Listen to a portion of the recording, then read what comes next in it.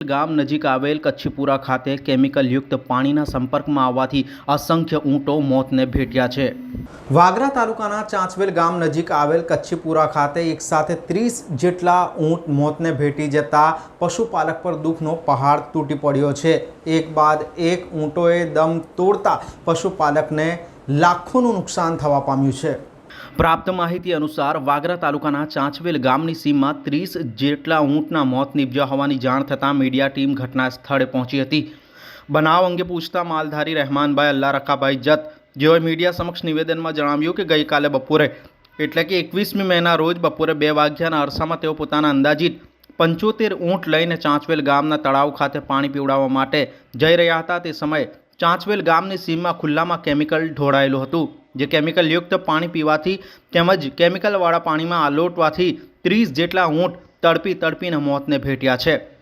માલધારી રહેમાનભાઈએ જણાવ્યું હતું કે આ કેમિકલ ઓએનજીસીની લાઇનમાંથી લીકેજ થયું છે, જેના કારણે મારા 30 જેટલા ઊંટ મોતને ભેટ્યા છે। અંદાજિત 15 લાખથી વધુનું નુકસાન થતાં માલધારી રહેમાનભાઈના માથે આપ તૂટી પડ્યું છે।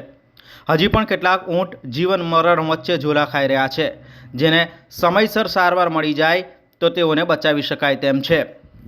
નોંધનીય બાબત એ છે કે ગઈકાલે બપોરે 2 વાગ્યે ઘટના બની હતી, જેની જાણ માલધારી રહેમાનભાઈએ ચાંચવેલ ગામના સરપંચને કરી હતી, પરંતુ વહીવટી તંત્ર ત્યાં સુધી પહોંચી શક્યું ન હતું। ચાંચવેલ ગામના સરપંચ સાથેની ટેલિફોનિક વાતચીતમાં સરપંચે જણાવ્યું હતું કે બનાવની જાણ મને મોડી સાંજે કરવામાં આવી હતી અને એક્ઝેક્ટ લોકેશન ખબર ન હોવાને કારણે તેઓએ તંત્રને જાણ કરી ન હતી। ત્યારબાદ તપાસ કર્યા બાદ લોકેશનની જાણ થતાં આજે સવારે એટલે કે 22મી મેના રોજ વાગરા મામલતદારને બનાવ અંગે જાણ કરી હતી। ગઈકાલથી જીવન મરણ વચ્ચે કેટલાક ઊંટ સારવારની રાહ જોઈ રહ્યા છે। જો સમયસર સારવાર મળી જાય તો ઊંટોને બચાવી શકાય તેમ છે। આપણે સાહેબ, હું માલધારી છું, મારો માલનો ધંધો છે।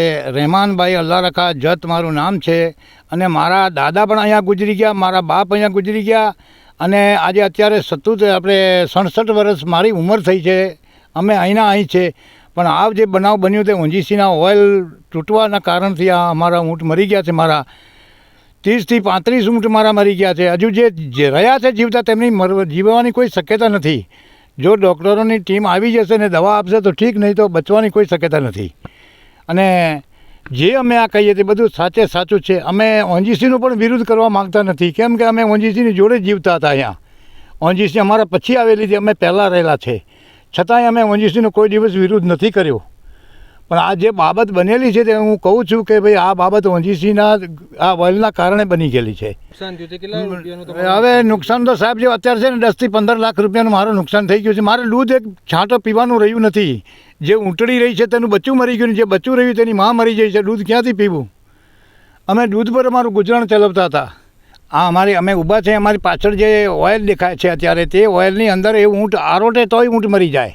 એની અંદર આરોટિયા ગરમીના લીધે અને બીજું ચબડકા મારીને પી ગયા અને હજુ છે તેને બચવાની કોઈ શક્યતા નથી। ડૉક્ટરો આવીને એની કંઈ દવા આપે તો ભલે નકર બચે નહીં। એ છે